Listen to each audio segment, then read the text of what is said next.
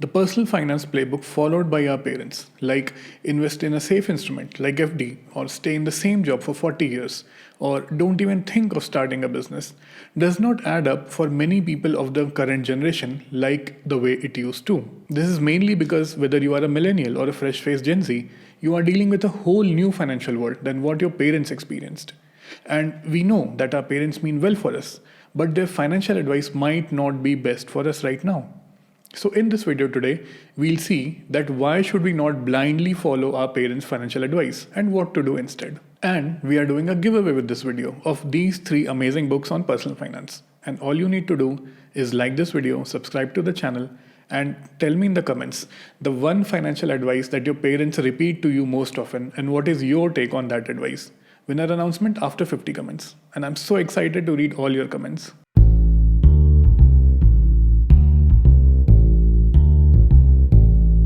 Most of us grew up in a family where finances were never discussed. In most of the Indian households, except maybe Marwadi or Gujarati families, we are raised to not discuss about money. This is a huge issue. After all, how are we supposed to get financially literate if we are never exposed to these topics?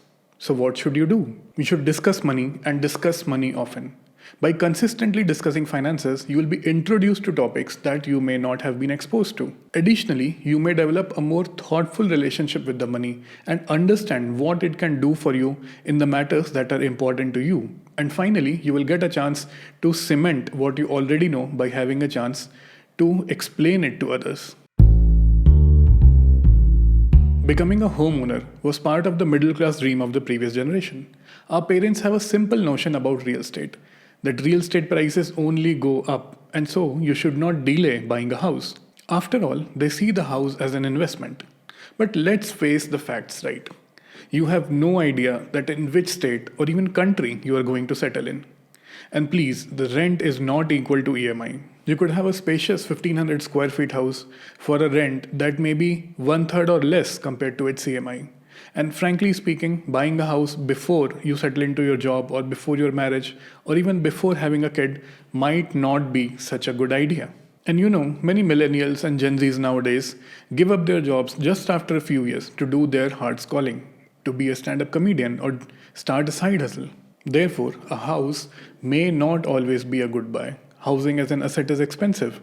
And so, if you're not going to stay somewhere for 7 or 8 years, it's hard to break even and hard to know whether you will make enough equity to set off the interest cost. So, even if it's attainable, this may not necessarily be the best use of your money. Stay put and work your way up the ladder. Again, this was a solid advice when the company loyalty was rewarded and companies often promoted from within. However, in today's world, this does not hold true. In fact, numbers show that people who switch their jobs around every 3 years will end up making 50% or more during their career compared to people who will stay put in the same job. It now makes far more financial sense to keep your eyes on the job market and see how your skills are valued. So, switch to a different company if they can offer you a better salary and better career growth opportunities. But do understand that I'm not asking you to switch companies in 3 months. You know, you will not learn anything in 3 months in the new company, and this will basically stifle your future growth. The goal of financial planning has been the same over many generations, but now careers and living patterns have evolved with new age digital professions like freelancing and content creation. As per some parents, a regular 9 to 5 job is a great option. Now, this may be a great advice for some people and may not be for some others. So, if you want to pursue being a business owner, there is no better time to try than now. More businesses started in 2020 and 2021 than ever before. With a huge shift to online world, businesses have a unique opportunity to market online and prosper, unlike 20 years ago. See, I'm not asking you to quit your day job today, but maybe you should try creating that business on the side and see where it goes.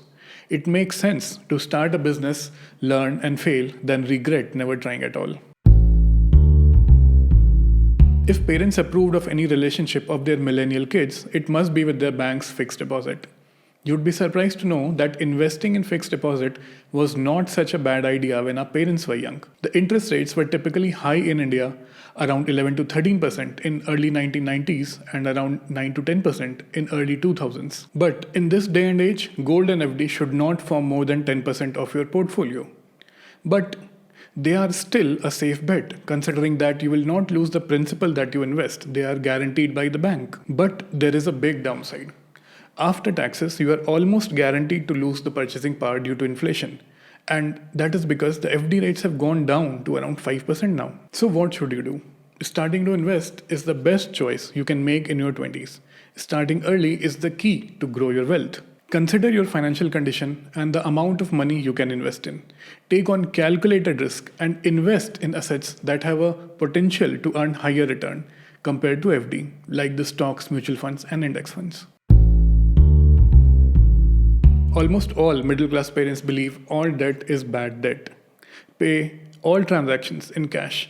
Pay off your mortgage as quickly as possible. If you're going for a big ticket item, buy in cash, don't use credit cards. I'm sure you must have heard some of these from your parents. It may surprise you that the home loan rates were quite high when our parents were our age. In fact, in 1950s, the rate was around 14%. With such high interest rates, it's a no-brainer to pay off the mortgage as quickly as possible. But with rates starting around 7% today, that may not be the case. See, I'm not saying you should not pay off your mortgage quickly if you want to, but I'm saying considering where the home loan rates are today, it maybe makes more sense to start investing early than try to pay off the whole debt as soon as possible. This is a well-intentioned advice from our parents considering what they used to do. But depending on where the rates are today, this may not be the good idea. Though you should listen to your parents and avoid high interest debt. Too much debt is bad because it shows that you are unable to use your salary responsibly. But debt and debt instruments like credit card are not essentially bad on their own, but they're kind of essential to build your credit score. So what should you do? Rather than avoiding anything related to credit and credit cards, it's time to learn how credit cards work. What are the best credit cards suited for your needs and the strategies to keep your spending in check. Then, when you are ready for a credit card, you will be able to use it responsibly and wisely. It's important to understand debt and use it wisely rather than avoiding it altogether. You see, our parents only want the best for us and want us to do better than them in the future. They dish out advice, sometimes needed, sometimes not needed, but it's you who should take it with a pinch of salt and do your due diligence before acting on them. Even if your parents are financially adept, it makes sense to create your own financial plan.